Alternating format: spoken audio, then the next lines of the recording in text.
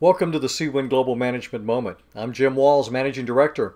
Today we'll continue in a series entitled Developing a High-Performance Strategy. As organizations consider their approach to strategy, they should follow a sequence of activities in order to develop the strongest strategy possible. First and foremost, organizations should analyze the current business environment.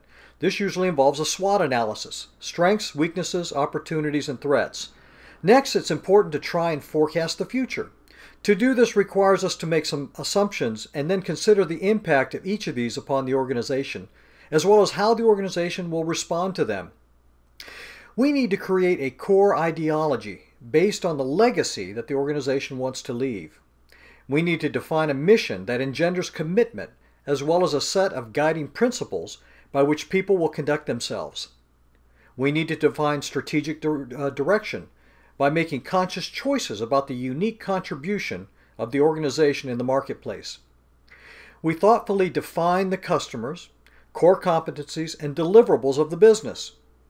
We have to define our competitive advantage, what distinguishes us from our competitors, and then put stakes in the ground that define the organization's focus and competitive advantage.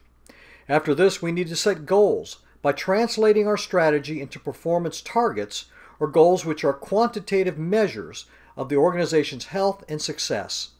Finally, we create a master plan to achieve the organization's mission and vision, from which we develop more detailed implementation plans and charter teams to carry out these plans. Developing a high-performance strategy takes time and involvement from everyone in the organization. However, a good strategy will help the organization overcome the challenges they will face in these turbulent economic times. This has been the Seawind Global Management Moment.